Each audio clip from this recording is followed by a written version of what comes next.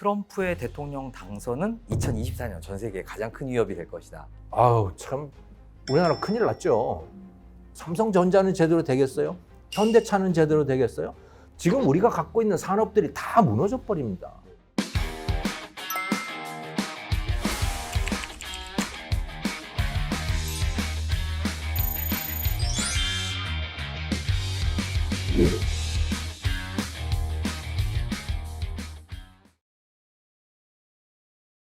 안녕하세요. 지식이 되고 돈이 되는 시간 지식업 클래스의 정지훈입니다. 자, 오늘은 경제학자 김정호 교수님을 모시고요. 2024년 혼란스러운 세계 경제 전망에 대해서 들어보는 시간을 갖도록 하겠습니다. 어서 오세요, 교수님. 네, 안녕하세요. 네. 불러주셔서 감사합니다. 아유, 귀한 시간 내주셔서 너무 감사드리고요. 예전 영상을 한번 보니까 이제 최고령 래퍼, 경제학자로 굉장히 유명하셨더라고요. 요즘도 어떻게 래퍼를 좀 하시나요? 경제연구소에서 뭐 아무리 얘기를 해봐야 사람들이 잘 안 들어서 네.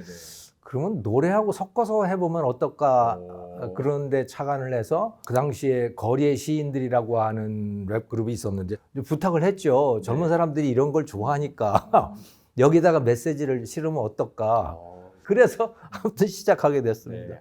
또 김정호의 경제TV도 운영하고 계세요. 그러니까 굉장히 핫한 시대의 흐름에 굉장히 잘 맞는 거를 하시는 것 같아요. 제가 2018년까지 연세대 교수를 했었거든요. 네.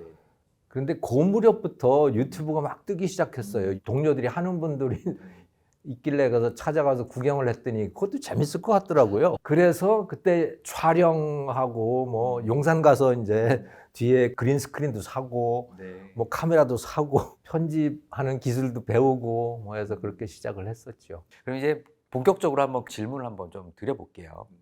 올해 선거를 치르는 국가가 50개 국가라고 해요. 그 중에서 이제 전 세계 이목이 끌린 게 이제 미국 대선인 것 같은데요. 바이든 대통령의 바이드노믹스를 앞세워서 이제 재선 운동 중인 것 같은데 보면 지지율은 좀 그닥 좋은 상황은 아닌 것 같더라고요. 지난 3년간의 바이드노믹스 어떻게 좀 평가하시고 예상을 좀 하고 계십니까? 먼저 바이드노믹스가 뭔지를 한번 알아볼 필요가 있는데요. 미국답지 않은 경제 정책이 바이드노믹스고 그런 흐름이 트럼프 대통령 때부터 시작이 됐어요. 보호주의 정책이죠. 소위 리쇼어링이라고 하는 거. 그러니까 기업들이 또 시장이 가장 최적의 입지를 찾아서 공장을 가서 그 나라에 가서 만들고 거기서 만들어서 세계에다 팔고 하는 이런 움직임을 주도했고 그 판을 깔은 나라가 바로 미국입니다. 1945년 2차 대전이 끝난 이후부터 그런 추세를 미국이 다 펼쳐왔고 특히 1991년에 소련이 붕괴된 이후에 전 세계가 소위 팍스 아메리카나라고 하는 체제가 되잖아요. 미국이 이끄는 평화체제. 그것은 경제적으로 보면 자유무역 체제인 것이에요. 그 위에서 전 세계가 그야말로 인류 역사상 최고의 번영을 누려왔었죠. 그런데 트럼프 때부터 이걸 뒤집기 시작한 거예요. 너희들이 말이야 장을 펼쳐줬더니 전부 공장은 다 니네들이 가져갔잖아. 우리한테는 남는 게 뭐야. 이런 식의 사고를 하기 시작한 거예요. 정말 난센스인데 그 말 자체가. 트럼프 때부터 그런 생각을 가지기 시작했던 거고 그것을 뒷받침했던 세력이 이 미드웨스트라고 하는 중서부 백인 저학력 공장 노동자들 그러니까 그런 정서를 갖게 된 거죠. 뭐 그들은 이해할 만해요. 왜냐하면 공장들이 다 처음에는 한국으로 갔다가 그게 뭐 중국으로 가고 그래서 자기들은 일자리가 없어졌으니까. 하지만 그 덕분에 미국 소비자들이 엄청난 이익을 누렸거든요. 그건 다 잊어먹고 쟤네들이 가져가서 너희들이 이렇게 된 거야 라고 하는 그런 정서가 굉장히 강하게 퍼져나가기 시작했던 거고 트럼프가 그것을 대변한 거고 바이든도 트럼프하고 싸웠지만 그 부분에서는 전혀 다르지 않아요.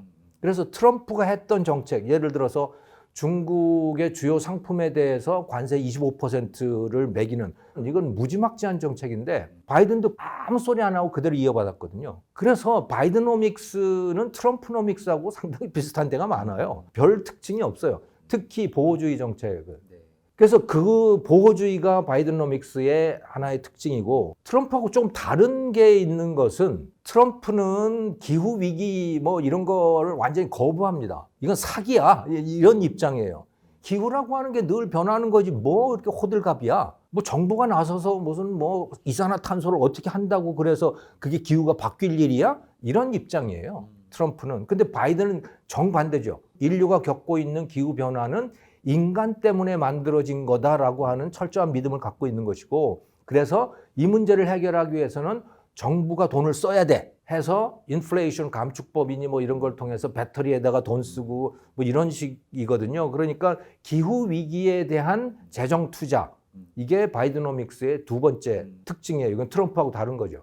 트럼프하고 또 다른 특징 하나는 동맹에 대한 태도입니다. 트럼프는 중국 때리기를 했지만 자기가 한 거예요, 그냥. 직접 했죠. 예, 미국이 하는 거예요. 다른 나라들 동맹 그런 거 없어. 한국 뭐 주한미군 주둔 비용 너희들 5배 더 내야 되잖아. 나토에 대해서도 너희들 돈 더 내. 뭐 전부 돈인 거죠. 그걸로밖에는 안 보이는 거예요. 동맹 그런 게 없습니다, 기본적으로. 트럼프의 머릿속에는. 그리고 이게 사실은 1930년대 이전의 미국의 태도예요. 원래 미국은 고립주의였어요. 다른 나라 알 거 없어. 그건 그들이 알아서 살 일이고, 2차 대전 때 그 일본의 진주만 공격을 받고 난 이후에 바뀌기 시작했고, 그리고 한국 전쟁 때 그게 결정적으로 또 바뀝니다. 그래서 세계의 경찰 노릇을 하게 된 거거든요. 근데 트럼프는 다시 1930년대 이전으로 돌아가는 거예요. 미국 내에 그런 정서가 굉장히 강해진 것이고, 바이든은 그런데 그거하고 다르죠. 2차 대전 이후에 미국이 가져왔던 세계 경찰의 역할을 그대로 하기를 원하는 거예요. 그래서 중국 때리기를 하더라도 동맹국을 규합해서 하는 거죠. 그래서 우리나라도 일본 기시다 총리하고 같이 그 캠프 데이비드 가가지고선 그 바이든 대통령하고 윤석열 대통령 해서 뭐 회담도 하고 그러잖아요. 그러니까 전 세계의 동맹들을 규합해서 미국에 대한 경제 제재라든가 이런 것도 하는 거죠. 그런 면에서 차이가 나는데, 기본적으로 정부가 나서서 뭘 하겠다라고 하는 그런 방향에서는 트럼프하고 비슷한 기조를 유지하고 있는 거고요. 네, 그래서 바이드노믹스라고 하는 게 세 가지의 특징들을 갖고 있고, 그거를 지난 4년 동안 해왔는데 그 결과 뭐 그럭저럭 괜찮습니다. 실업률 3.7%. 이거는 역대 최저예요. 인플레이가 좀 높기는 하죠. 9%까지 갔다가 최근에 5% 이 정도까지 떨어지고, 그게 여전히 목표치인 2%보다 높기는 하지만 그럭저럭 괜찮은 상태고, 임금 수준도 그럭저럭 괜찮은 상태고, 그냥 표면적인 성적표를 놓고 보면 뭐 그다지 그렇게 나쁘지 않아요. 많이 공격을 받는 게 국가 부채가 많이 늘어난 거 아니냐, 바이든 때문에. 트럼프 때하고 비교를 해보면 트럼프 때도 재정 적자가 상당히 많았어요. 바이든 시절에 재정 적자가 더 늘어나긴 했지만 파격적으로 많이 늘어난 정도는 아니에요. 원래 미국이 그런 추세에 있어요, 지금. 그 추세가 위험하긴 한데 바이든이라고 해서 특별히 다른 거는 아니라고 봐야 되는 거죠. 그런데 미국 국민들은 다릅니다. 국민들은 지금 현재 무슨 일이 일어나고 있는 것과 별로 상관없이 경제는 트럼프야, 이런 생각을 많이 갖고 있어요. 국민들의 생각은 또 체감 경기랑은 좀 다르다. 예. 그래서 월스트리트 저널이 11월 29일부터 12월 4일까지 미국 성인 1,500명을 대상으로 여론조사를 벌였거든요. 그 결과를 보면요, 경제를 누가 더 잘하냐? 트럼프가 더 잘한다가 49%, 바이든이 더 잘한다가 23%예요. 어휴, 많이 차이 나네. 예. 그러니까 바이든은 형편없다고 보는 거예요. 트럼프가 훨씬 더 낫지. 지금 당장 선거를 하고 바이든과 트럼프 두 사람이 나온다면 누구를 찍겠느냐? 트럼프 47, 바이든 43. 트럼프 승입니다. 그렇게 보고 있군요, 지금 네. 현재가. 결국에는 그 트럼프가 됐든 바이든이 됐든 어떤 자유무역 체제에서 분업의 효율성을 강조하는 지금 시장에서 보호무역으로 지금 강조가 되고 있는 것 같은데, 이런 상황들이 세계 경제와 특히 한국 경제에는 어떤 영향을 좀 끼칠까요? 아우, 참 우리나라 큰일 났죠. 우리는 수출로 먹고 살아야 하잖아요. 우리는 내수 가지고 살 수가 없어요. 왜냐하면 인구가 얼마 안 되기 때문에. 지금 35,000달러인데 우리나라의 소득이 5천만 시장을 가지고 35,000달러를 유지할 수 없어요. 불가능해요, 이거는. 2만 달러도 저는 힘들 거라고 봐요. 우리가 내수에만 침잠한다면 지금 우리가 갖고 있는 산업들이 다 무너져 버립니다. 뭐 삼성전자는 제대로 되겠어요? 현대차는 제대로 되겠어요? 전부 쪼그라들게 되고, 그러니까 우리가 수출 주도의 정책을 했기 때문에 이만큼 왔다. 작은 나라가 잘 살려면 세계 시장을 상대로 할 수밖에 없는 거죠. 그런데 미국이 이끌고 있는 이 새로운 트렌드, 또 중국과 대결 때문에 생겨난 트렌드는 뭐냐면 시장이 분할이 되는 거고요. 네. 우리가 팔 수 있는 시장이 줄어드는 거예요. 세계는 그냥 있는데 시장의 관점에서 보면 이게 잘라지는 거죠. 중국 시장이 급속히 멀어지고 있는 것이고, 그러니까 남은 시장은 미국과 일본 또 이 유럽 국가들을 중심으로 하는 전통적인 선진국 시장이 우리에게 있는 거죠. 그게 시장의 크기로 보면 한 3분의 2 정도 돼요. 그런데 그건 참 묘하게도 인구 기준으로 따져보면요, 1991년 이전하고 좀 비슷해요. 그 이전에 인구의 3분의 1이 공산주의를 하고 있었거든요. 3분의 2가 비공산주의였어요. 근데 거의 비슷하게 그런 판이 형성이 되고 있는 거죠. 그 주역들은 조금씩 다르지만 아무튼 그렇습니다. 그러니까 한국의 입장에서는 시장이 굉장히 줄어들고 있는 상황인 거예요. 이건 난감한 거죠. 그런 시장이 줄어들고 있는 상황이 트럼프가 당선이 되면 더 강화될 거다라고 예측이 되는 거죠. 훨씬 강화되죠. 바이든과 트럼프의 이제 리턴 매치가 이제 곧 이제 시작이 될 것 같은데, 교수님은 그러면 어느 후보가 당선이 되는 게 좀 유력하다 이렇게 좀 평가하고 계세요? 트럼프가 선거에 나온다면 트럼프가 될 것 같아요. 지금 나올 수 있는지는 그건 아직 확실치 않아요. 선거법 때문에 지금 그렇죠. 내란죄로 콜로라도 대법원에서 출마 불가 판정을 받았어요. 네, 이미 내란죄는 안 되는 겁니다. 대통령 후보가 될 수가 없어요. 트럼프가 그것을 연방 대법원에다가 상소를 했어요. 연방 대법원이 그걸 어떻게 판결할지 몰라요. 그걸 그때까지 판결을 해줄지 어떻게 할지 그건 전혀 알 수가 없는 상황인데, 만약에 내란 선동죄가 맞아라고 연방 대법원이 판결을 한다면 못 나오는 거죠, 트럼프는. 그렇지 않으면 다른 혐의가 뭐 어떤 유죄 판결이 난다고 하더라도 죄인인 상태에서 대선에 출마할 가능성이 높고, 그럼에도 불구하고 유권자들이 상관없다는 거 아닙니까? 워낙에 뭐 인기가 많으니까. 그리고 그게 미국 백인 우월주의, 이게 다시 창궐 하고 있는 거예요. 그것을 대변하고 있는 거죠. 그래서 바이든 이쪽은 소위 워키즘이라 그러잖아요. 바이든이 그런 흐름에 있거든요. 백인 우월주의자, 요즘은 소위 그 KKK까지 막 다시 살아나고 그러는 상황인데, 그쪽의 입장에서 보면 이 워키즘이라고 하는 거, 깨어있는 시민, 뭐 이런 거 웃기지 마. 미국의 가치는 기본적으로 크리스찬이야. 크리스마스도 예전처럼 성대하게 해야 되는 거고, 다 옛날로 돌아가고 싶은 겁니다. 아메리카 퍼스트고 미국이 최고고 다른 나라는 뭐 관여할 것도 없고 우리만 잘 살면 되는 거야. 왜 우리가 세계의 그 짐을 떠안아야 돼? 미국 내부에 그런 정서가 굉장히 강해지고 있기 때문에 그거를 바이든이 깰 수는 없는 거죠. 일단은 재판의 결과가 조금 중요하겠네요. 영국의 이코노미스트가 최근에 이런 제목의 기사를 내보냈는데요. 트럼프의 대통령 당선은 2024년 전 세계의 가장 큰 위협이 될 것이다. 이제 자국 우선주의와 이제 보무역주의를 이제 강조하다 보니까 이제 트럼프가 재집권했을 때 세계 경제가 혼란에 빠질 수밖에 없다라는 전망인 것 같아요. 이런 부분들도 혹시 교수님은 어떻게 좀 평가를 좀 하세요? 확실할 겁니다. 트럼프가 이를 갈고 있어요. 트럼프가 그 임기 중에도 계속 딥스테이트 이야기를 했어요. 그 딥스테이트라고 하는 게 뭐냐면, 스테이트라고 하는 게 국가잖아요. 깊숙이 숨어 있는 자들이에요. 그 자들이 공무원들이에요. 이것들이 내가 뭐만 하려고 그러면 방해하는 거야. 그러니까 사사건건 그렇게 방해를 하고, 그러니까 지금 헤리티지 재단이라고 하는 데서 공약을 만들고 있습니다. 트럼프의 정책을 만들고 있는데 거기에 보면 이런 게 있어요. 공무원 쉽게 자를 수 있는 그런 제도를 만들고 있습니다. 자기 사람으로 쫙 심을 가능성이 매우 높습니다. 그럼 하고 싶은 대로 다 하는 거예요. 그럼 첫 번째 할 게 뭐냐? 관세 올리는 거. 관세 올리는 거예요.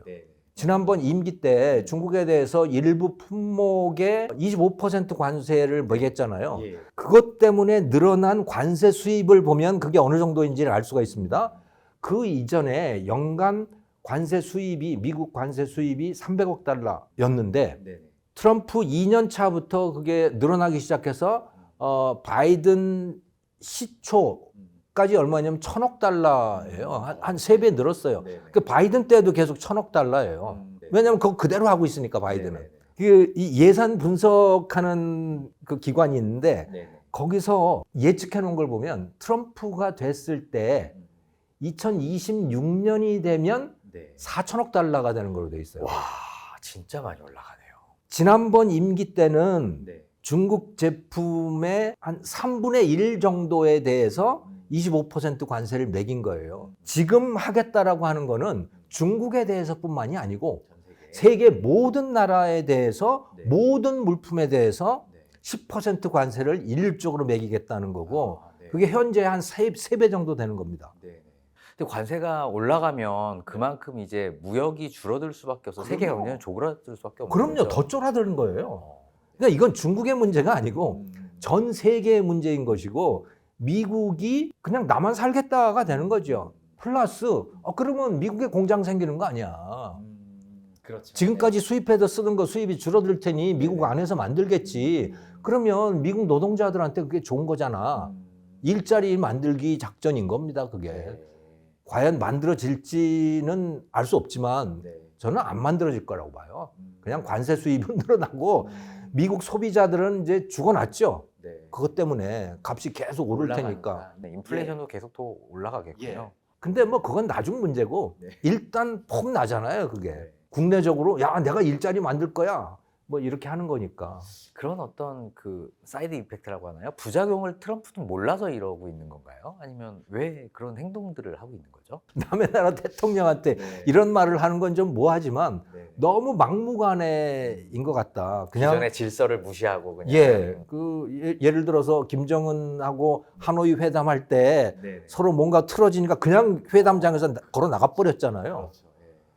예. 그러니까 뭐 기존의 질서나 예의나 뭐 관행 전혀 완전히 무시하는. 그런데 이 사람을요 미국 기독교계에서는 일종의 선지자처럼 보는 사람들도 많아요. 왜냐하면 성경에 보면 그 선지자들이 기행을 하는 사람들이 많습니다. 그러면 결국 트럼프의 재집권이 세계 경제뿐만 아니라 우리나라에도 큰 영향을 미칠 것 같은데 이런 것도 좀 최악의 경우 어느 정도 수준까지 우리가 좀 준비하고 대비하는 게 좋을까요? 전쟁 문제가 정말 심각할 거라고 보는데 왜냐하면 트럼프 입장에서는 한국이든 대만이든 아니 내가 왜 쟤네들을 위해서 돈을 써야 되는 거야? 라는 생각이 아주 강하잖아요. 네. 그러니까 여기서 무슨 일이 벌어지든 미국이 안전하면 괜찮은 거야 라는 생각을 충분히 할 수 있는 거고 네. 그렇게 되면 지금 이 동아시아에서의 안전 평화를 유지하는 그 힘이 빠져버리는 거예요. 생각을 해보시면 중국의 해안을 이렇게 완전히 쫙 봉쇄하고 있는 선이 있습니다. 네. 그게 제1 도련선이라고 하는 건데 네. 바다가 완전히 둘러싸여 있어요. 중국 바다가. 이게 봉쇄선입니다. 네. 네. 그리고 이게 동아시아에서의 평화를 유지하는 힘인 거예요. 그런데 여기서 미국이 빠져버리면 방어를 못하죠. 중국을 어떻게 감당을 하냐는 거예요. 대만이 중국을 감당할 수 있을까? 그건 불가능하죠. 말이 안 돼요, 기본적으로. 대한민국은 중국을 감당할 수 있을까? 우리가 고슴도치 작전을 쓸 수는 있겠지만 우리 군사력도 꽤 있으니까. 네. 하지만 중국하고 군사력으로 비교가 안 되잖아요. 그럼 미국 때문에 버티고 있는 건데 네. 미국이 빠져버리면 우리는 아마 일본도 저는 흔들릴 거라고 봐요. 알아서 중국한테 손을 내밀 수밖에 없는 거죠. 가서 엎드려야 되는 상황이 되는 거죠. 안 그러면 무력으로 당할 수 있으니까. 지금은 중국이 무력을 쓰면 미국이 가만히 안 있는 건 분명하니 네. 그렇게 못하지만 예를 들어서 시진핑이 트럼프한테 손을 내밀 수 있어요. 내가 당신네들 물건 엄청 사줄 테니까 이 동네에선 좀 빠져주지? 이렇게 만약에 제안을 한다면 정말 알 수 없습니다. 심각한 일이 되겠군요. 최근에 또 김정은은 남북한 통일은 불가능하다 이러면서 이제 남한과 북한을 적대적 관계로 규명을 했더라고요. 예. 지금 전쟁 위협까지 이제 불사하고 있는 그런 발언 때문에 최고조 이제 위기에 펼쳐지고 있는 상황인 것 같은데요. 트럼프가 만약에 재선이 된다라고 한다면 이런 남북 간의 대치 상황도 한층 더 격화될 거다 이렇게 예측하는 분들도 계시더라고요. 어떻게 조금 생각하세요? 트럼프는 이 남북 전쟁에 끼어들고 싶지 않겠죠. 그러니까 트럼프의 입장에서 북한이 제일 문제거리인 것은 핵이에요. 그거 말고는 없습니다. 그러니까 북한이 ICBM 대륙간 탄도탄을 갖고 있어서 미국 본토를 공격할 수 있다는 거, 그거 하나 그게 걸리는 거죠. 그래서 그거를 포기시키고 싶은 것이고 네. 하노이 회담에서도 그거 내놔라 그랬는데 김정은이 싫다 그러니까 그냥 간 거고. 네, 그냥 가버린 거고 뭐 그렇다고 봐야 되겠죠. 네. 그러면 김정은은 그걸 포기할까? 안 할 것 같아요. 안 할 거예요. 김정은이 2019년까지는 핵 개발에 그렇게 올인하지 않았어요. 하노이 회담 이후에 이렇게 올인을 한 거거든요. 네. 그 하노이 회담 때 완전히 망신을 당한 거잖아요. 아, 평양에서부터 기차를 타고 말이지 하노이까지 갔는데 몇 박 며칠을 걸려서 네. 그야말로 모멸을 당한 거니까 그때부터 미국을 버린 겁니다. 사실 미국하고 친하고 싶다라고 하는 정책, 그러니까 미국과의 국교를 정상화하고 싶다는 정책은 할아버지의 유훈인 거예요. 김일성의 유훈인 겁니다. 그러니까 그게 언제부터 시작이 됐냐면 1991년 그때부터 시작이 돼요. 왜냐, 소련이 붕괴가 되잖아요. 그때 동유럽 국가들이 다 붕괴가 되고 소련이 붕괴가 되고 이렇게 되면서 자기를 지탱해줄 뒷배가 없어진 거예요. 그동안 소련으로부터 엄청난 경제 원조도 받고 소련과의 무역을 통해서 뭔가 필요한 것도 얻고 그랬는데 그게 다 차단이 된 거죠. 다 차단이 된 거고 새로 생겨난 러시아는 북한한테 그렇게 해줄 의지도 없고 능력도 없고 네. 그렇게 된 상태였잖아요. 그래서 중국을 바라봤는데 중국도 모른 척했어요. 그러니까 북한의 입장에서는. 네. 그래서 아, 미국하고 가까이 가야겠다. 그래서 미국한테 구애를 많이 하죠. 그래서 1994년에 미국하고 뭐 제네바 회담 뭐 이런 것도 하고 우리가 핵 개발 안 하는 대신에 좀 우리 좀 인정해 줘 그랬는데 처음에는 미국이 해주는 것 같았어요. 네. 뭐 회담도 해주고 경수로도 지원해주고. 예, 경수로 네. 지원도 해주고. 그런데 나중에 증언들이 나오는 거 보면 미국이 그렇게 했던 이유는 북한을 인정하고 싶어서가 아니고 저 조만간 무너질 것 같네. 더 혼란스러울까 봐. 예, 그동안 관리하기 위해서 어차피 무너질 거니까. 사실 그 이후에 1995년부터 98년, 9년 그때까지 소위 고난의 행군이라고 하는 게 실제로 있었고 엄청난 경제난을 겪었거든요. 사실은 무너졌어야 해요, 그때. 그러니까 미국의 입장에서는 무너질 거라고 생각하고 그냥 그 동안의 관리 정책으로 가까이 갔었는데 안 무너지고 저러고 있는 상태에서 9.11 테러라고 하는 것도 터지고 그러니까 거기에 정신이 팔려서 북한은 완전히 잊어버린 거예요. 그래서 북한을 멀리하고 있었는데 그래도 북한은 김일성에 이어 김정일도 그렇고 김정은도 그렇고 계속 미국하고 잘 하고 싶었던 거죠. 그래야 자기들에 대한 경제 제재도 풀리고 네. 그리고 중국도 북한을 우습게 알지 않죠. 사실은 북한 사람들이 중국 되게 싫어해요. 아, 내부적으로는요? 예. 근데 경제적으로 필요하니까 또 미국하고 대결을 해야 되니 네. 필요해서 하지만은 감정은 굉장히 나빠요. 네, 그렇다 그러더라고요. 그래서 미국에 그렇게 공을 들였는데 2019년에 그 망신을 당한 거 아니에요. 하노이 회담에서. 네. 네. 그래서 아, 이제 올인이다. 핵에. 이거 말고는 다른 방법이 없다. 힘으로 가야 된다. 라고 해서 올인을 했고 실제 핵무기를 가지게 됐고 그런데 두 가지의 추가적인 요인이 더 있는 겁니다. 하나는 내부 문제예요. 자기들 내부 문제. 북한의 젊은 애들이 남한풍, 남조선풍이 퍼지기 시작하는 겁니다. 네.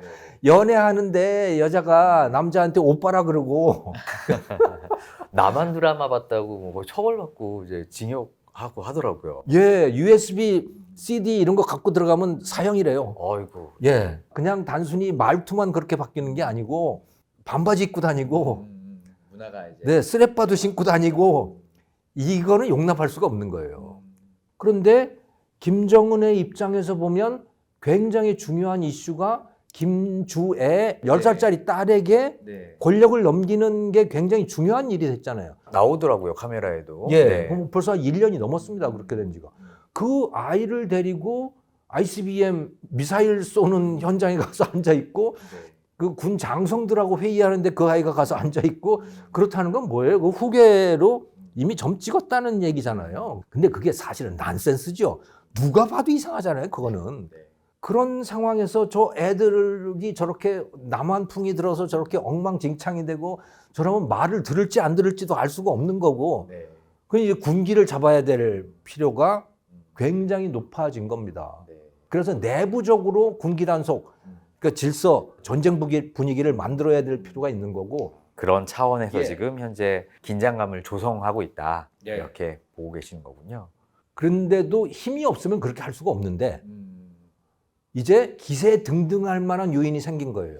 러시아하고 요즘 그렇죠. 또 짝짝꿍 하고 있는 것 예. 같더라고요. 푸틴이 와서 손을 내밀잖아요. 푸틴은 김정은 같은 거는 상대도 안 했죠. 그러니까 국력으로서 비교가 안 되잖아요. 네. 그런데 손을 내민 거예요. 내밀 수밖에 없는 상황이 된 거죠. 왜? 우크라이나 전쟁 때문에 네. 원래 푸틴은 이거 한 3일이면 끝날 거라고 생각했던 전쟁입니다. 음. 그래서 전쟁도 아니고 특별 군사작전이었어요. 네. 그런데 벌써 지금 2년이 가까워지잖아요. 그러니 전쟁 준비를 전혀 하지 않았던 겁니다. 탄약을 쌓아놓지도 않았어요. 그러니까 무기가 동인하는 거죠. 네. 지금 현재 러시아와 북한이 합작해서 뭐 남한을 침공하는 이런 전쟁 가능성 이런 거는 어떻게 좀 보실까요? 저는 푸틴은 한국전을 전혀 원치 않는다고 봐요. 예, 그거는 블룸버그 칼럼니스트 중에 미국의 해군 제독을 했고 또 나토 사령관을 지냈던 스트라스비스 장군이라고 하는 분이 네. 블룸버그 칼럼니스트를 하고 있는데 이분이 계속 이런 국제 정치나 군사 문제에 대해 쓰거든요. 네. 이 북한 문제에 대해서도 썼더라고. 거기서 분명히 밝히고 있는 거죠. 푸틴, 중국 다 한국 전쟁 원치 않는다. 아. 자기들이 지금 전쟁을 해야 되는 상황인데 음. 여기서 전쟁이 터지면 자기들 전쟁은 어떡하냐는 거예요. 거기서 무기를 가져가야 되는데 북한에서 아니 북한이 전쟁을 하게 되면 오히려 북한을 도와줘야 될 상황이 될 수 있는 거고 이제 그건 난감한 거죠. 네. 그럼 결국에는 한반도 전쟁까지는 좀 희박하다 이렇게 조금 보고 계시는 것 같아요. 좀 다행인 것 같네요. 그런데 또 다른 해석이 있습니다. 그 주성하 기자라고 아시죠? 그 주성하 기자의 해석은 아주 특이하고 상당히 들을만한데 네. 2010년을 한번 생각을 해봐라 이거예요. 2010년에 무슨 일이 있었냐면 천안함 피격과 연평도 포격이 있었습니다. 느닷없이 그걸 한 거예요. 그런데 그게 뭐였느냐, 그때 무슨 일이 있었느냐. 김정일에서 김정은으로 권력 승계가 이루어진 때였고 네. 김정은은 그야말로 생뚱맞게 등장한 존재였고 네. 그게 북한 지도부에서 의아하다고 생각할 정도의 그런 친구였다. 아, 그래서 일부러 국지적 네, 전쟁을 그래서 전쟁을 만든 거다. 전쟁을 만들어서 그런 분위기 속에서 넘긴 거다. 네.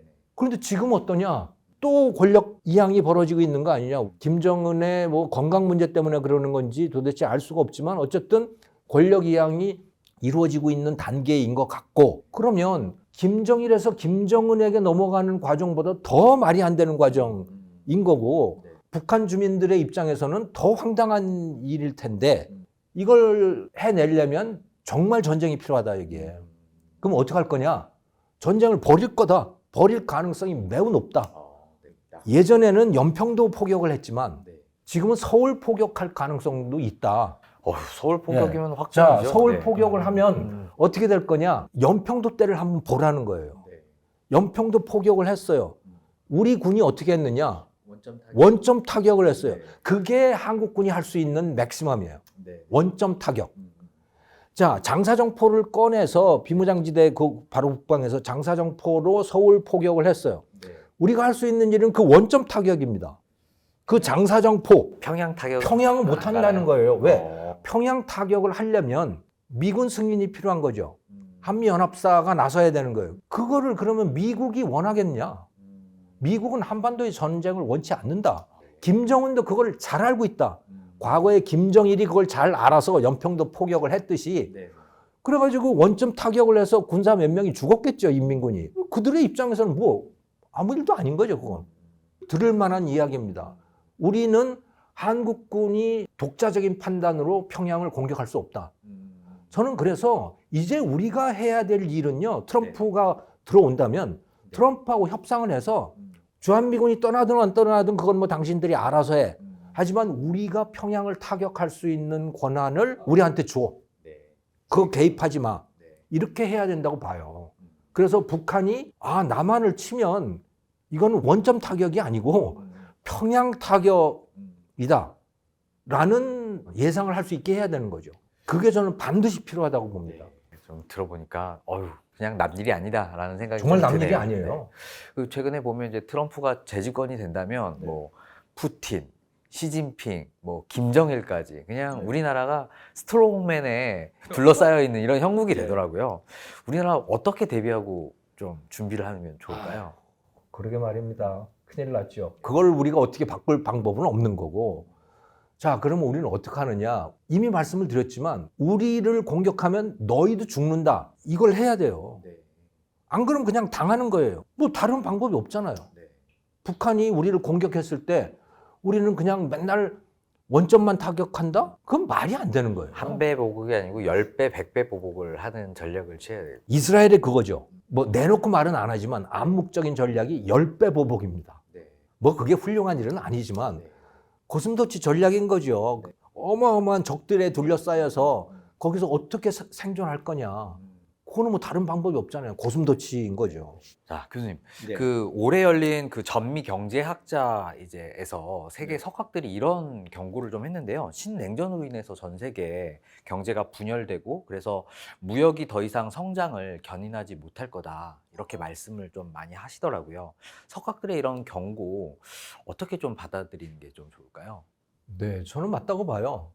그러니까 세계가 분열이 되고 있잖아요. 영어로 검색을 해보면 fragmentation이라고 하는 단어로 검색되는 게 굉장히 많습니다. 세계 시장이 분열되고 또 supply chain, 공급망이 분열이 되고 매출이 줄어드니까 생산 규모가 줄어들고 그러면서 소득도 올라갈 것이 덜 올라가고 멈춰 있을 거라면 떨어지고 하는 현상들이 나타날 거예요. 근데 정확히 표현을 하면 무역이 성장을 견인하지 못한다가 아니고 무역은 성장을 견인하는데 무역이 늘어나질 않는다라고 하는 거죠. 그러니까 볼륨이 쪼그라든다, 예. 늘어나지 않는다. 예, 무역은 여전히 성장을 견인해요. 견인한다, 무역이 네. 많으면 성장은 견인되죠. 왜 매출이 늘어나고 네. 그러면서 생산이 늘어나고 원가가 떨어지고 그래서 물가는 떨어지고 생산성은 높아지고 이렇게 되니까 그게 소득을 견인을 하거든요. 네. 근데 무역 자체가 줄어드는 거죠. 이제 세상이 갈라지기 때문에. 네. 그럼 우리나라 같은 이렇게 무역 의존도가 높은 한국 같은 네. 경우에는 어떤 전략을 좀 취하는 게 좋을까요? 우리는 무역을 놓을 수 없어요. 네. 중국도 내수만 하면 망합니다. 하지만 완전히 폭망하는 수준은 아닌데 우리는 내수만 하게 되면 정말 절반, 반토막이 난다고 봐야 돼요. 반토막도 안 될 거라고 저는 봐요. 네. 우리가 70억 인구를 상대로 판매를 하다가 네. 5천만을 상대로 판매를 한다고 생각을 해보면 이게 뭐 말이 안 되잖아요. 그렇죠. 네. 그러니까 우리는 무역을 할 수밖에 없어요. 근데 무역을 할 수 없는 상황이 된 거예요. 네. 자, 그러면 어떻게 해야 되느냐? 국민 한 사람 한 사람의 태도를 바꾸는 거라고 봅니다. 이게 무슨 얘기인데 네. 지금까지 우리나라가 수출로 먹고 살았잖아요. 네. 그런데 신기하게도요. 회사 다니는 사람 한 사람을 놓고 보면 글로벌 비즈니스를 한다고 스스로 생각하는 사람은 없어요. 다 우리나라 회사를 다니는 거지. 네. 자기가 글로벌 비즈니스를 한다고 생각하는 사람은 없단 말이에요. 그런데 우리나라는 글로벌 비즈니스를 먹고 살잖아요. 네. 이게 뭐지? 지금의 글로벌 비즈니스는 누가 하냐면 위에 몇 안 되는 경영진이 하고 있는 것이고 또 영업부서들이 하고 있는 거예요. 판매부서들 이런 데서 하고 있는 거고 그중에 상당수는 외국인들입니다. 외국인들이 한국 물건을 파는 거예요. 네. 그렇게 해서 우리가 글로벌 비즈니스를 하는 거예요. 한국 사람 스스로는 근데 내가 글로벌 비즈니스를 하는 건가? 실제로는 다 하고 있으면서. 네.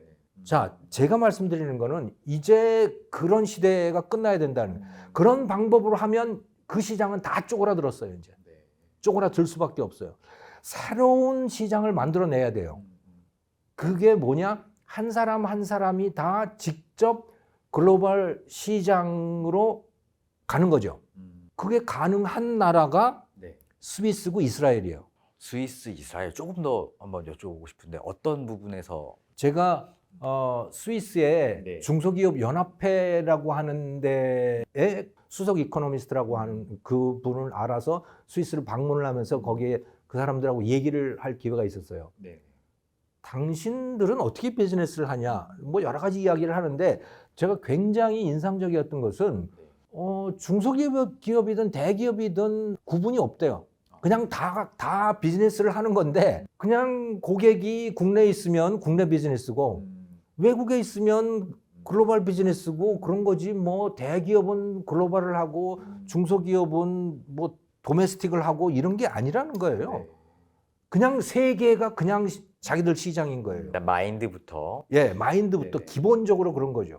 그런데 그게 똑같은 마인드인 게 이스라엘 사람들인 거죠. 이스라엘 사람들이 1980년대, 70년대부터 실리콘밸리라고 하는 데를 진출하잖아요. 그러니까 이스라엘 시장이 너무 작으니까. 네. 그래서 실리콘밸리에 들어가서 그 사람들이 실리콘밸리를 만들면서 또 이스라엘의 벤처 기업들을 만들고 하면서 그야말로 글로벌 비즈니스의 생태계를 만든 거예요, 그 사람들이. 네.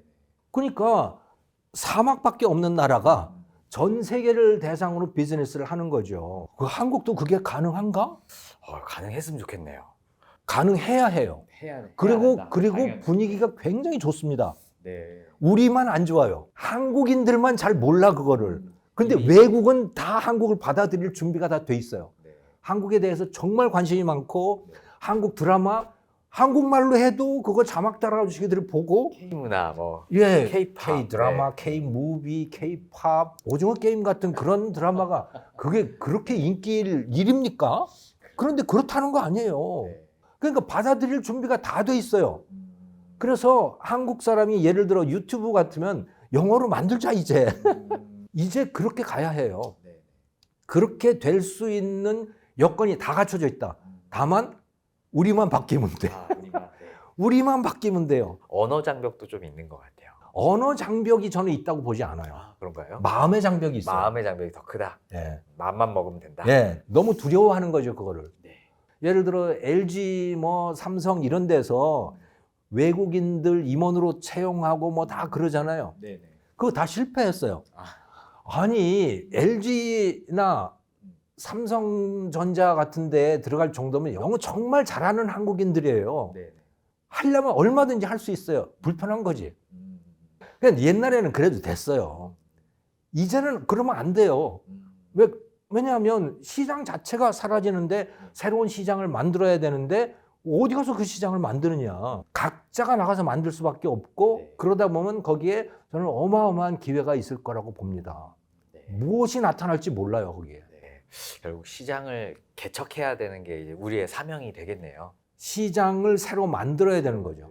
존재하지 않는 시장을 만들어야 해요. 저는 얼마든지 가능하다. 오징어 게임이 존재하지 않는 시장을 만들었잖아요. 네. 또 좀 다른 걸 좀 여쭤보고 네. 싶은데요. 이제 지금 현재 중국이 주도하고 있는 브릭스의 경제가 좀 성장하면 할수록 미국의 달러 패권이 이제 위협받는다라는 이런 의견도 좀 있더라고요. 네. 그래서 혹시 이런 브릭스와 달러 패권과의 이런 관계 어떻게 좀 전망하시고 세계 경제에 어떤 영향을 미칠지 좀 어떻게 생각하실까요? 달러 패권 말씀을 하셨는데 네. 달러라면 아주 지긋지긋하게 생각하는 사람들이 정말 많습니다. 전 네. 세계에. 전 세계. 네, 뭐 대표적인 게 러시아죠. 러시아가 무슨 일을 당했냐면 우크라이나를 침략하자마자 그 다음 날 3천억 달러를 딱 동결을 시켜버렸잖아요. 네, 그게 국채를, 네. 예, 그게 그 나라 외환보유고예요. 외환보유고라고 하는 건 대부분 다 외국은행에다가 예치를 해요. 그건 비상금이기 때문에 네. 뭔가 문제가 생길까봐 다 외국에다가 분산 예치를 한단 말이에요. 네. 그런데 미국도 그렇지, 뭐 그 프랑스도 그렇지, 독일도 그렇지, 그거를 다 동결을 시켜버린 거예요. 네. 그거를 주도했던 건 당연히 미국인 거죠. 그리고 그게 달러 파워인 거죠. 네. 그러니까 이걸 보고 나서 브릭스 국가들이 야, 이거 달러 가지고 있다가 큰일 나겠네? 그렇게 생각했어요. 유로 갖고 있다가 큰일 나겠네? 이런 생각이 당연히 들잖아요. 네. 그래서 거기서 빠져나오고 싶어 해요. 그런데 경제의 규모로 놓고 보면 이 미국이나 유럽 국가들의 성장률은 많아야 2%, 1%. 이런데 이 브릭스 국가들은 어떻습니까?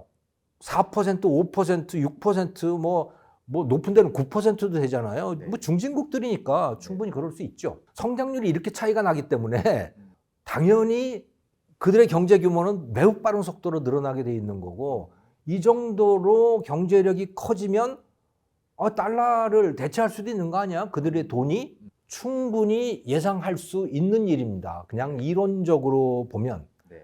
그런데 안 돼요. 왜죠? 작년에 남아프리카 공화국의 요하네스버그에서 브릭스 정상회담이 있었잖아요. 네. 그 정상회담 전까지는 브릭스 단일 통화 이야기가 많았어요. 네. 정작 정상회담 할 때는 거기에 대한 이런 방구도 없었고, 거기에 대한 무슨 뭐 임시위원회 이런 것조차도 열리지 않았어요. 왜냐? 안 된다는 걸 알게 됐거든. 그래도 달러다 뭐 이런 네. 말인가요? 왜냐하면 유로를 보시면 알아요. 네. 유로가 단일 통화잖아요. 네. 달러를 대체하기 위한 단일 통화입니다. 네. 그래서 그걸 만들었어요. 네. 만들고 나니까 어떻게 됐느냐? 각 나라의 돈이 다 없어졌죠. 네. 나라들마다 통화 정책을 펼칠 수가 없어요. 개별- 금리를 올릴 수도 없고 내릴 수도 없고 뭐 아무것도 할 수가 없는 거예요. 그래서 그때 뭐 유럽 재정위기 나오면서 피그스 국가가 예. 굉장히 위험했었죠. 그렇죠. 근데 통화 정책을 또 쓸 수가 없으니까. 그렇죠. 그리스 같은 나라는 그 빚이 많고 그러면 이제 그 조달 금리가 올라가잖아요. 네. 그러면 이 문제를 해결하기 위해서 어떤 식으로든 재정 통화 정책을 쓸 수가 있어요. 네. 자기 돈이 있으면. 네. 근데 그걸 전혀 할 수가 없는. 그러면 단일 통화를 하려면 네. 어떻게 해야 되느냐? 통화 정책을 하지 않아도 될 정도로 절제를 해야 됩니다. 돈 씀씀이를 절제해야 돼요. 네. 함부로 국가 부채 이런 거 쌓으면 안 돼요. 네. 세금 받은 범위 안에서 돈을 써야 돼요. 근데 그러기는 싫잖아요. 네. 그렇죠. 그러기는 싫은 거예요. 그렇게 안 하면 근데 망하는 거예요. 그 단일 통화라고 하는 것은. 그러니까 그거를 저는 깨닫게 됐다고 봐요. 네. 그리고선 그 이후에 아예 단일 통화 얘기는 아예 예, 없는 아예 걸로 없는 거고. 됐군요. 그러니까 많은 경우에 그런 시도들이 굉장히 많았는데 그게 달러보다도 못한 거예요. 하고 나면. 네. 아쉬워도 그냥 달러 아쉬워도 쓰는 게 그나마 달러인 거죠. 네. 그래서 달러 패권 붕괴 이야기가 60년대부터 계속 있어 왔습니다. 네. 그리고 아주 정말 심각하게 그것을 받아들였던 거는 1971년 미국이 금태환 정지라고 하는 걸 선언을 하거든요. 그게 뭐냐면 그 이전까지는 근본위제였어요. 네. 그래서 35달러를 가지고 오면 그러면 미국의 연준이 금 1온스를 내줄게. 이런 제도를 하고 있었어요. 네. 그러니까 금하고 달러가 교환이 되는 시스템이었죠. 그런데 미국이 60년대에 돈을 마구 찍어내기 시작한 거예요. 월남전, 예, 그런 거 하면. 그러면 당연히 누가 봐도, 쟤네들이 저거 금으로 바꿔줄 수 있어? 저렇게 많은 돈을? 의심이 되는 거고, 그러면서 금을 찾아가기 시작한 거고, 네. 금 보유량이 확 떨어진 거고, 그러다가 보니까, 못 바꿔주겠네? 그래서 1971년에 닉슨 대통령이 금태환 정지를 일방적으로 선언을 하게 된 거죠. 네. 그러면서 이제 달러 끝났구나 네. 하고 누구나 다 생각을 했죠. 근데 그때부터 이제 달러의 위상이 예, 그때부터 조금 지나니까 이제 5일 달러라고 하는 게 만들어져 가지고 또 다시 달러의 세상이 됐죠. 네. 끊임없이 그런 달러의 붕괴 이야기는 끊임없이 있어 왔지만 그럼에도 불구하고 여전히 달러인 이유는 다른 돈은 달러보다도 더 형편없기 때문인 겁니다. 상대적으로 그래도 가장 안전자산이다. 예, 그나마 달러가 제일 낫다는 거죠. 네. 지금 현재 뭐 전쟁 얘기를 또 안 여쭤볼 수 없을 것 같은데요. 러시아 우크라이나 전쟁이 계속 2년째 지속이 되고 있고 지금 또 이스라엘 하마스 전쟁도 이제는 더 확전 가능성까지 예. 제기되고 있는 상황이더라고요. 네. 이런 전쟁들이 뭐 언제 그리고 어떻게 좀 마무리될 거다라고 이렇게 혹시 전망하실까요? 최소한 미국 대선까지는 모든 전쟁들이 다 갈 거라고 봅니다. 대선이요. 11월 아직 1년 더 가겠네요. 네. 미국 대통령이 누가 되느냐를 보고 네. 그리고 결정을 하겠죠. 우크라이나 전쟁만 하더라도 네. 푸틴의 입장에서 봤을 때 만약에 트럼프가 대통령으로 재선이 된다면 네. 그러면 대박인 거예요. 그런가요? 우크라이나는 자기 겁니다. 예. 그러면 그냥 빠질 거니까. 예, 트럼프는 빠질 거니까. 물론 나토 소유럽 국가들이 또 폴란드가 우크라이나를 지원할 수 있을지는 모르겠는데 네. 그 힘은 뭐 현저하게 줄어들 거 아니에요. 그러면 뭐 쉽게 먹을 수 있는 거고 네네. 그러고 나면 그 다음 뭐 폴란드도 한번 생각해 볼까?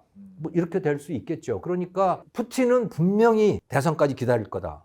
중동은 어떨 건가? 거기도 마찬가지죠. 이스라엘도. 예, 거기도 마찬가지죠. 근데 만약에 그러니까 중동 같은 경우에는 조금 트럼프가 입장이 다릅니다. 어떻게 다르죠? 여기서는 안 빠져요. 아, 중동을 오히려 더 중시 여기는군요. 이스라엘을 중시하게 여겨요. 그거는 그냥 경제적 이익이나 뭐 이런 게 아닙니다. 네. 뭐 약간 성경과 관련된 그런 이미지도 꽤 있고 그래서 이스라엘한테 유리한 뭔가를 해요. 네. 네.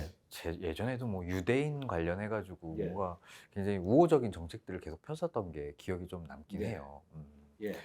그럼 결국에는 미국 재선과 관련된 이슈가 해결이 돼야지만 전쟁의 향방도 마무리될 거다. 이렇게. 저는 그렇게 될 거라고 보고 그 이전에는 안 끝낼 거다 누구든. 요즘엔 또 이스라엘하고 또 이란까지 참전의 가능성이 좀 나오면서 예. 이제 확전 때문에 공급망 충격까지 오고 있는 게 지금 현재 상황인 것 같더라고요. 그렇죠. 그러니까 처음에 하마스가 이스라엘을 공격했을 때만 하더라도 그 충격이 얼마나 되겠어? 네.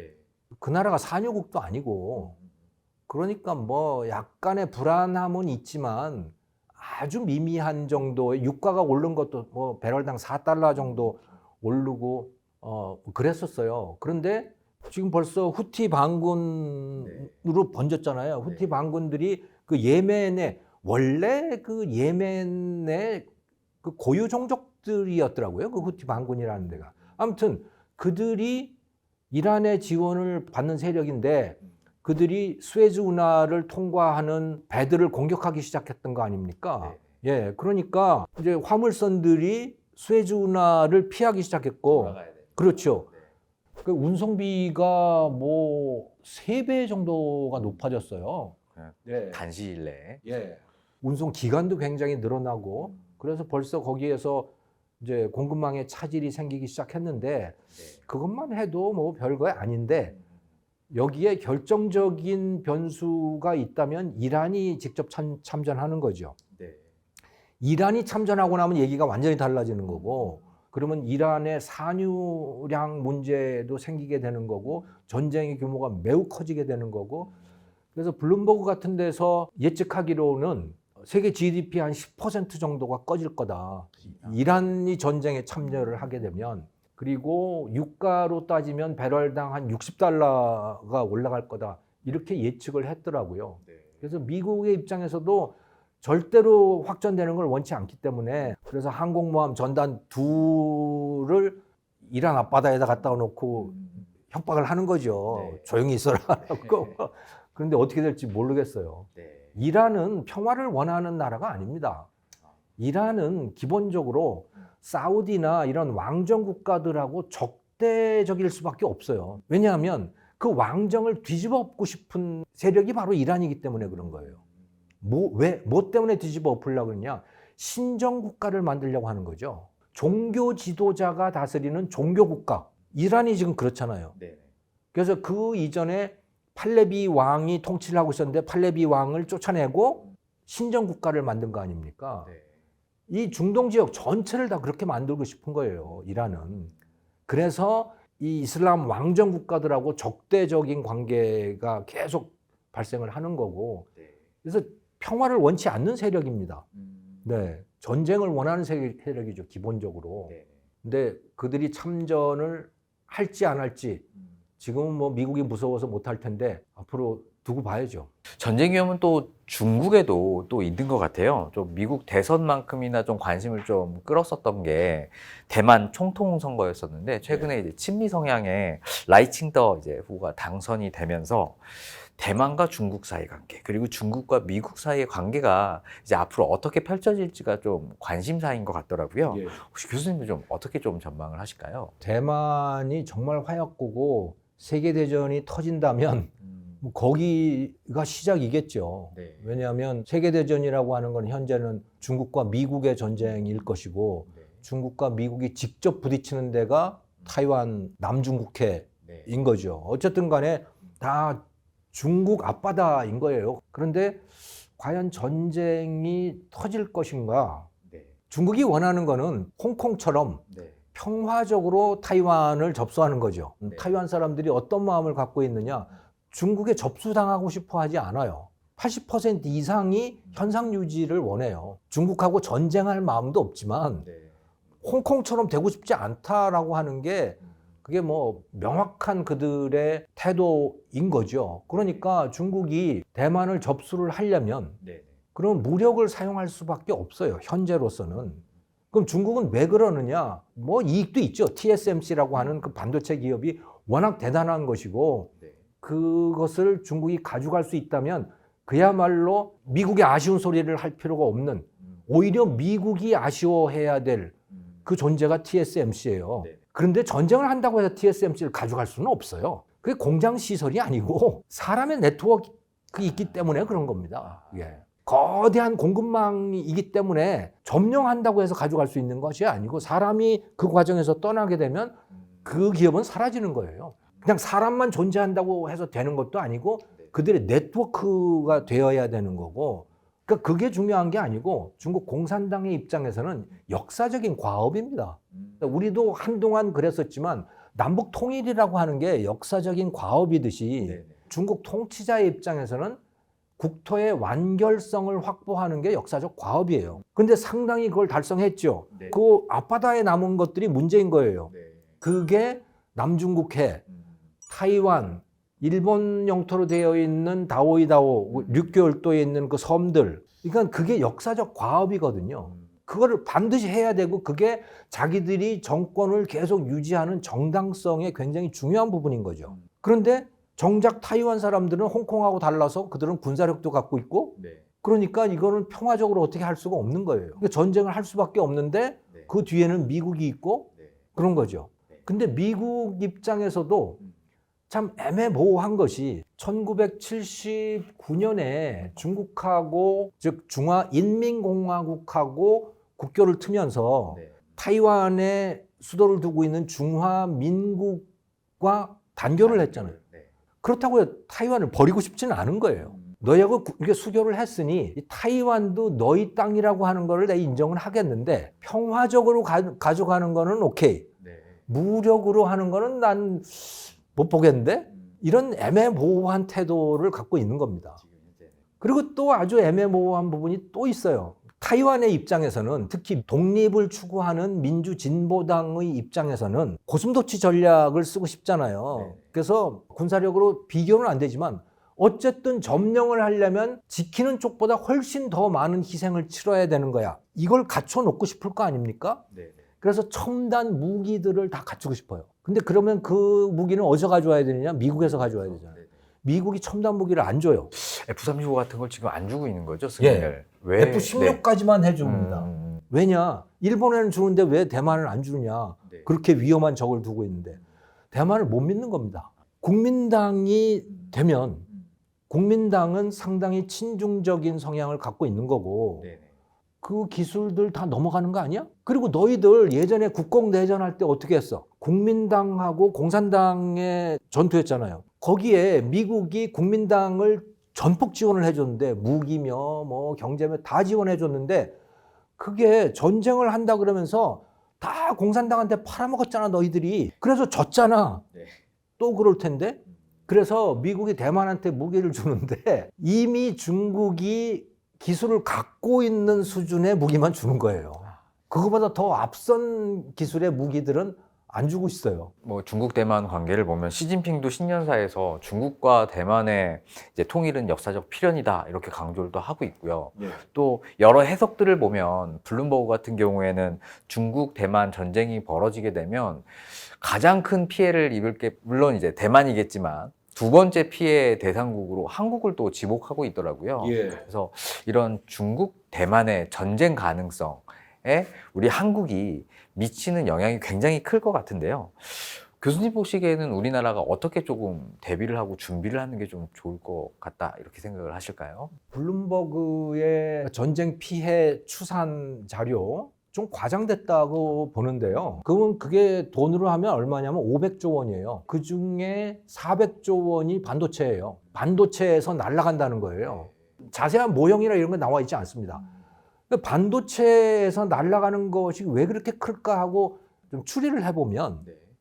이렇게 볼 수 있어요. 타이완이 40%가 날아간다는 건 TSMC가 다 완전히 멈춘다는 걸 뜻하는 거거든요. 그러면 세계의 로직 반도체 공급이 멈추는 겁니다. 네. 스마트폰, 첨단 컴퓨터, 무슨 양자 컴퓨팅, AI 관련된 뭐 하는 뭐 그런 것들을 다 만들 수가 없어요. 그런 거를 제일 많이 공급하는 데가 엔비디아, 뭐 애플, AMD 이런 미국 기업들이잖아요. 네. 그 미국 기업들이 다 TSMC에다가 설계도를 주고 그것을 제조하게 만드는 거거든요. 그러니까 TSMC가 멈춰버리면 애플도 엔비디아도 AMD도 퀄컴도 아무것도 할 수 없는 상황이 되어버리는 거예요. 그래서 미국도 타격을 입는 거예요. 그러니까 미국은 한 7% 정도 GDP가 날아간다 그렇게 되어 있던데 그 우리나라는 왜 그런데? 네. 그 미국 기업들 AMD니 뭐 이런 데들이 물건을 못 만들게 되면 메모리도 못 파는 거예요. 인텔이 로직 반도체에 자기들이 한계를 뚫고 나가지 못해서 첨단 컴퓨터를 못 만들게 되는 거고 그러다가 보니까 삼성전자도 메모리 매출이 잘 안 오르게 되고 그렇게 되잖아요. 그러니까 로직 반도체하고 메모리 반도체는 서로 보완제여서 하나가 잘 안 되면 다른 하나도 안 팔리는 겁니다. 그런데 TSMC와 경쟁 관계인 파운드리를 갖고 있는 거예요. 네. 삼성 파운드리를. 네. 그리고 삼성 파운드리도 5나노 기술 수준으로는 상당히 높은 수준에 와 있어요. 오히려 기회가 될 수도 있겠네요. 그럼요. 저는 기회가 될 수 있다고 보는데 만약에 한반도에 전쟁이 안 난다면. 그런데 그 부분을 거의 무시한 것 같아요. 근데 단기적으로 보면 첫해 같은 경우는 TSMC에 맡겼던 기업들이 삼성전자에 와서 갑자기 물건을 만들어낼 수 있는 상태는 아닐 거예요. 왜냐하면 이 반도체를 만든다라고 하는 거지, 파운드리라고 하는 것이 그냥 아무 데서나 만들었던 설계도를 가져와서 들밀고 이것대로 해주세요 하면 할 수 있는 작업들이 아니기 때문에 네. 그 점에서 TSMC가 굉장히 강한 거거든요. 자기들 라인에서 작동하는 설계 도면을 기성품으로 굉장히 많이 갖고 있는 거예요. 그러니까 TSMC에서 제조를 하게 되면 그 패블리스 입장에서 설계하는 기업의 입장에서 굉장히 편해요. TSMC가 제공하는 설계도, 부분 설계도들을 갖다가 이렇게 저렇게 끼워 맞춰서 하면 TSMC에서는 작동을 해. 네. 하지만 삼성은 그런 면에서 굉장히 아직은 먼 거죠. 그래서 당장 TSMC에서 못한 기업들이 삼성에서 할 수 있는 건 아니지만 하지만 상당 부분 그럴 수밖에 없는 상황이다. 2위의 파운드리는 바로 삼성이기 때문에 근데 그런 게 전혀 가만히 안 된 것 같다는 생각이 들어요. 그래서 그거는 좀 과장인 듯한 생각이 드는데 상당한 타격을 받게 되는 거는 그건 사실일 거예요. 저는 더 우려되는 건 중국이 타이완을 침략했을 때 그래서 미국하고 전쟁이 벌어지면 저는 전선을 넓힐 가능성이 높다. 중국이 김정은하고 같이 할 가능성이 꽤 높다고 봐요. 왜냐하면 그 10중 8구는 오산 기지에 있는 미군이 타이완으로 갈 거 아닙니까? 그거 묶어둬야 되잖아요. 그러니까 중국이 한반도에서의 독자적 전쟁을 바라지는 않지만 자기들이 벌렸을 때는 같이 하기를 원할 가능성이 매우 높다고 봐요. 이거는 그야말로 그 위에 지휘부의 생각이어서 뭐 누구도 예단할 수는 없는 거지만 한반도 전쟁이라고 봐요, 저는. 중국 경제에 대해서 한번 또 여쭤보고 싶어요. 네. 이제 시진핑이 이제 신년사에서 이제 이례적으로 경제 불황을 또 이야기를 한 거를 예. 듣고 보니 지금 중국 경제가 굉장히 심각한 상황이구나라는 생각이 들더라고요. 지금 중국 경제 어떤 상황인가요? 심각하죠. 아주 단적으로 볼 수 있는 게 청년 실업률이라고 하는 게 작년 7월에 21.3%까지 갔었잖아요. 네. 근데요, 중국은 그 실업 통계를 좀 잘 볼 필요가 있어요. 네. ILO 국제노동기구 기준은요, 일주일에 10시간을 일해야 취업한 걸로 칩니다. 중국은 네. 일주일에 1시간만 일해도 취업자예요. 취업자인가요? 네, 1시간만 일해도. 그러니까 중국의 실업률이라고 하는 거를 믿을 수 없어요. 20몇 프로도 굉장히 축소시킨 거다. 예. 심각한 수준이군요. 예. 그쪽은 지금. 그리고 또 그 북경대 교수가 추산한 자료가 있는데 21.3% 청년 실업률 그게 아니고 네. 사실은 46.5%다라는 추산치를 얘기를 했거든요. 그게 실업률을 계산할 때 네. 적극적으로 놀고 있는 사람들은 뺍니다. 거기서 구직 활동을 하는데 직장이 없는 사람을 실업자로 보는 거예요. 근데 애초에 그냥 아유 취업 나 귀찮아 아무리 해봐야 나 될 것 같지도 않아 하고 집에서 노는 사람들 있잖아요. 이건 다 빼는 거예요. 소위 탕핑족이라고 하는 사람들인 거죠. 네, 네. 그 사람들은 실업 통계에서 제외입니다.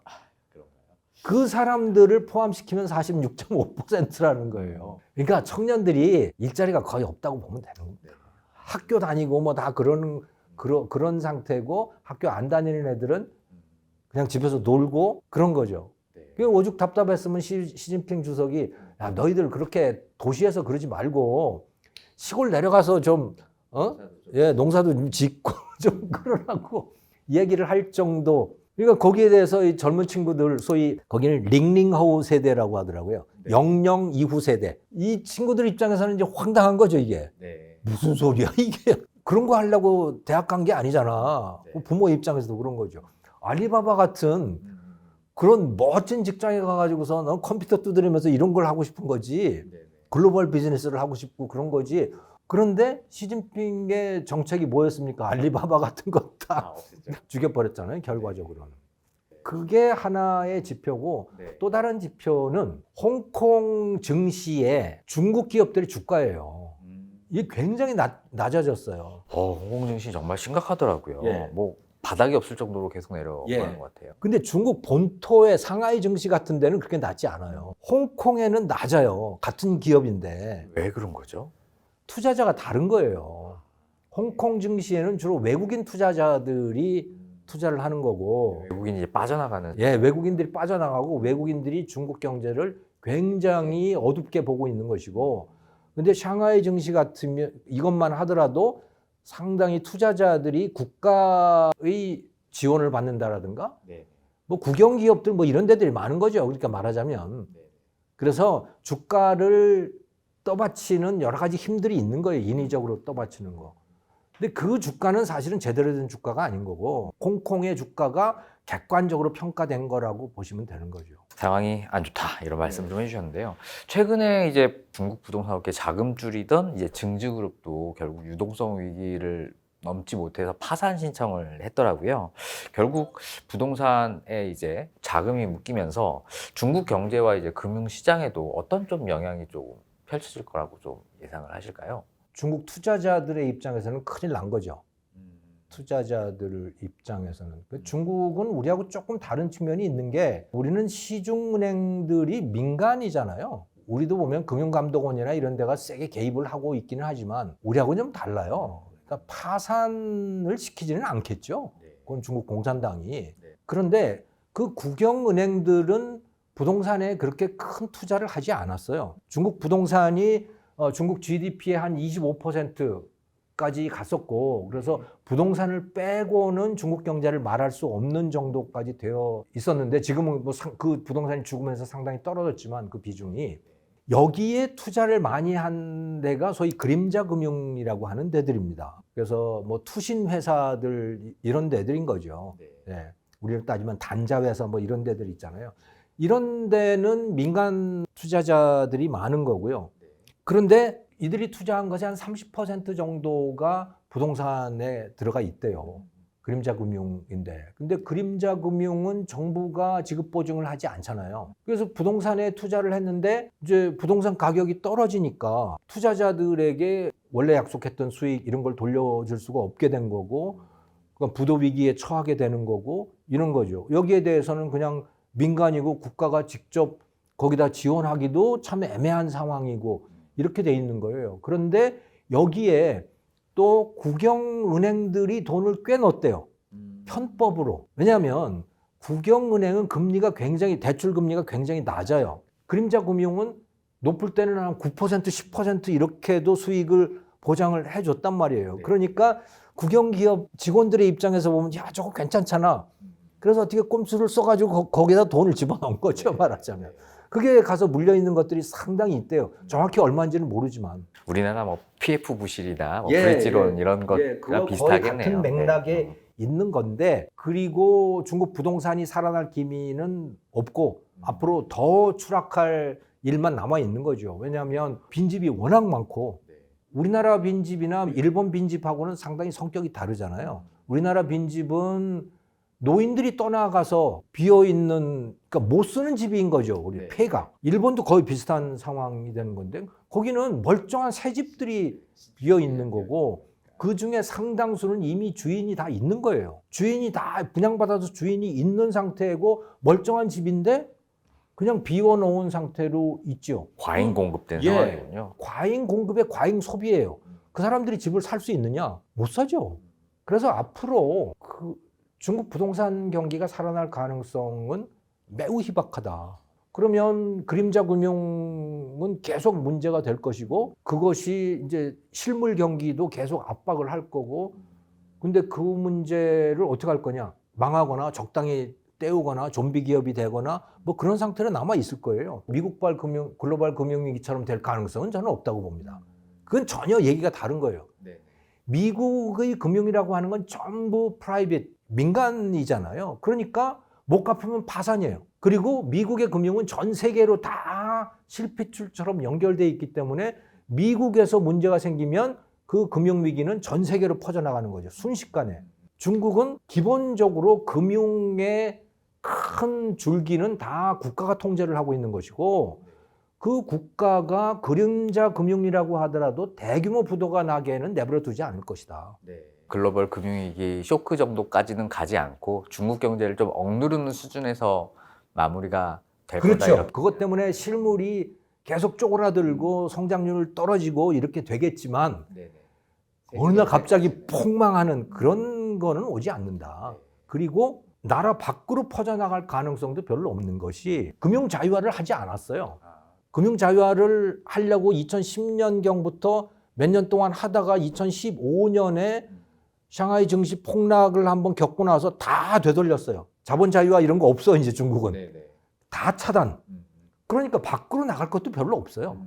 다 차단이 돼 있기 때문에. 네. 그냥 자기들끼리 거기서 그러다가 그냥 계속 좀비 기업들이 쪼그라들겠죠. 네. 과거에 소련이 그랬거든요. 소련이 쪼그라드는 과정이 바로 그랬던 겁니다. 거기는 금융위기 뭐 그런 게 없는 거죠. 오히려 뭐 금융공학이 발달하지 못했다는 점이 오히려 더 다행일 수도 있겠네요. 세계 경제에는. 그렇죠. 네. 근데 사실은 자본주의 국가들은요, 폭망하는 과정을 통해서 새로워져요. 우리나라도 98년도에 완전히 망했잖아요. IMF. 예. 그러면서 거듭났거든요.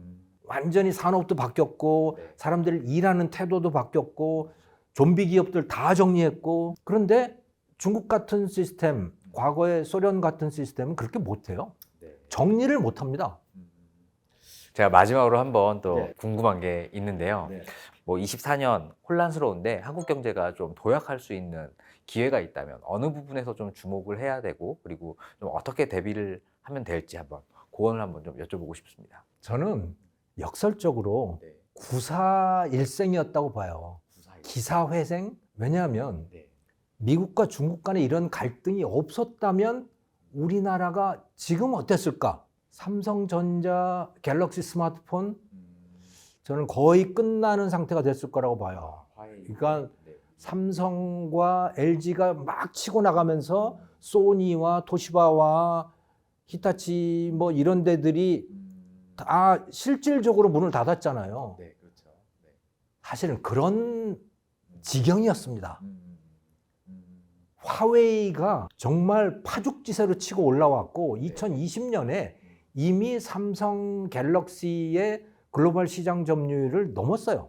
그 상황에서 트럼프한테 반도체 제재를 당한 거예요, 화웨이가. 그러면서 반도체를 못 구하게 된 거고 네. 그래서 스마트폰 비즈니스를 접을 수밖에 없었던 거죠.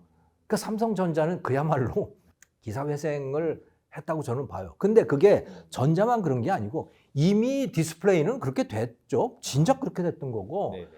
그게 자동차 그렇지. 자동차 보세요. 지금 BYD, 비아디라고 하는 거 그야말로 뭐 세계 시장을 쓸기 시작했잖아요. 네. 현대차가 미국이 막아주지 않으면 글쎄 석유화학은 어떻고 철강은 어떻고 미중 갈등이 없고 그대로 갔으면 시장에서 잡혀먹혔을 거라고 저는 봅니다. 시장이 갈라지면서 역설적으로 기회가 생긴 거예요. 그나마도 기회가 생긴 겁니다. 지금의 상황을 좀 좋게 좀 해석하는 게. 예, 그래서 우리가 접근할 수 있는 그 시장에 대해서 최대한 공을 들여야 되는 거고, 비즈니스 방식을 이제는 완전히 바꿔야 되는 거고, 그리고 비즈니스 방식을 바꾸는 거는 단순히 기업 경영자들이 바뀌어서 해결될 수 있는 문제가 아니고 국민 한 사람 한 사람이 바뀌어야 되고, 특히 저는 젊은 세대가 바뀌어야 된다고 봐요. 한국인, 한국 문화를 원하는 사람들이 정말 많다. 우리가 가면 돼요. 우리가 마음을 열면 받아들일 사람들은 정말 많다고 봐요. 그걸 가지고 우리가 만든 물건도 팔고 우리의 문화도 팔고 또 그들과 협업을 하고 새로운 시대를 끌고 가야 된다. 충분히 가능하다고 봅니다. 아, 네, 감사합니다. 또 희망적인 또 메시지를 전해 주셔가지고요. 오히려 좀 다른 생각을 좀 가질 수 있었던 시간이었던 것 같습니다. 오늘 뭐 귀한 시간 내주셔서 너무 감사하고요. 불러주셔서 감사합니다. 다음에도 또 꼭 나와주셔가지고 좋은 인사이트 이렇게 전달해 주시기 바라겠습니다. 자, 오늘은 경제학자 김정호 교수님을 모시고요. 2024년 세계 경제를 좌우할 핵심 변수에 대해서 한번 의견을 구하는 시간을 가졌습니다. 오늘 영상이 좋으셨다면 구독, 좋아요, 알림 설정 부탁드리고요. 다음에도 좋은 영상으로 찾아뵙도록 하겠습니다. 감사합니다. 네, 감사합니다.